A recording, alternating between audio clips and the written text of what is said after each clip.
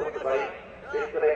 1400 বছর আগে মানবজাতির আলোকবর্তিকা হিসেবে মহান আল্লাহ পৃথিবীতে পাঠিয়েছিলেন সর্বকালের সর্বশ্রেষ্ঠ মানব হযরত মুহাম্মদ সাল্লাল্লাহু আলাইহি ওয়াসাল্লামকে। তার আগমন আর ওফাত দিবস উপলক্ষে সোহরাওয়ার্দী উদ্যানে ধর্মপ্রাণ মুসল্লিদের এই জমায়েত। দেশের বিভিন্ন অঞ্চল থেকে আসা মুসলমানদের প্রতি তাই ধর্মীয় বয়ান আলেম ওলামাদের। সাম্প্রদায়িক সম্প্রীতির এই দেশ বাংলাদেশ সারা বিশ্বের জমিন একটা মডেল।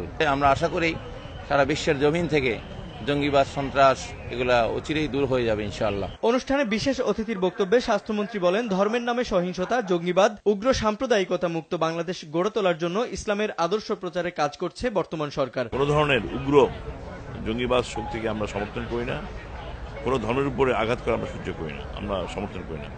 সবসময় মনে করি ইসলামের যে শান্তির ধর্ম, সেই ধর্মীয় অনুশাসন মেনে আমরা আমাদের ধর্ম যেমন পালন করবো, অন্যকেও সেই ধর্ম পালন করার সুযোগ করব।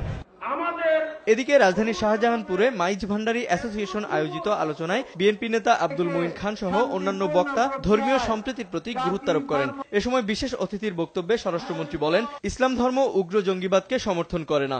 আমাদের ইসলাম ধর্মে জঙ্গিবাদ এবং বিশৃঙ্খলা কিংবা হত্যা কিংবা আত্মহত্যা কোনোভাবেই সমর্থন করে না।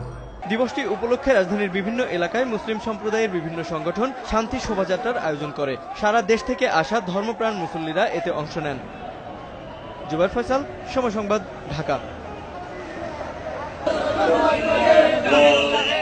নগরীর 16 শহর খানকা শরীফ থেকে যখনই জশ্নে জুলুসের র্যালিটি যাত্রা শুরু করে, তখনই নারে তাকবীর, আল্লাহু আকবার, নারে রাসালাত, ইয়া রাসূলুল্লাহ ধ্বনিতে মুখরিত হয়ে ওঠে পুরো এলাকা। যে র্যালিতে অংশ নিয়েছে লাখ লাখ ধর্মপ্রাণ এবং নবীপ্রেমী সাধারণ মানুষ। 1974 সাল থেকে চট্টগ্রামে প্রতি বছর ঈদে মিলাদুন নবীর দিন অনুষ্ঠিত হয়ে আসছে এই র্যালি। আল্লাহ কোরআনে বলেন, তোমাদের জন্য উত্তম আদর্শ চরিত্রবান একজন আমি পৃথিবীতে প্রেরণ করেছি, তোমরা তার অনুসরণ করবে। ঈদে মিলাদুন নবী সাল্লাল্লাহু আলাইহি ওয়াসাল্লাম যে সকল ঈদের সেরা ঈদ, এটাকে হাইলাইট করবার জন্য এই জশ্নে জুলুসটা বর্তমানে একটা অত্যন্ত তাৎপর্যপূর্ণ একটা অনুষ্ঠান। প্রায় 15 কিলোমিটার ব্যাপী এই র্যালিটি নগরী গুরুত্বপূর্ণ সড়ক প্রদক্ষিণ করে। এ সময় র্যালিতে অংশগ্রহণকারীরা বিভিন্ন দোয়া দরুদ এবং হামনাত গেয়ে স্মরণ করে বিশ্ববাসীর জন্য গুরুত্বপূর্ণ এই দিনটিকে।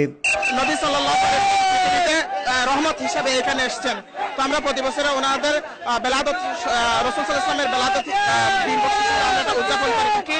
রাসূলুল্লাহ সাল্লাল্লাহু আলাইহি ওয়াসাল্লামের জন্ম উৎসব হিসেবে এই দিনটাও আমরা ঈদের মতো করে উদযাপন করি।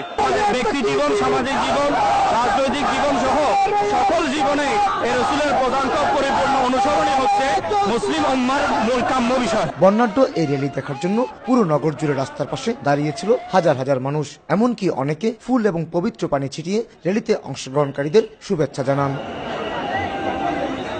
বিশ্বনবী হযরত মুহাম্মদ সাল্লাল্লাহু আলাইহি ওয়াসাল্লামের মর্মবাণী মানুষের মাঝে পৌঁছে দেওয়ার জন্য 1974 সালে যে অষ্টমী যাত্রা শুরু হয়েছিল, দীর্ঘদিন পেরিয়ে এলো বিন্দুমাত্র মরণহীন, বরং দিন দিন এই ব্যক্তি বেড়েছে।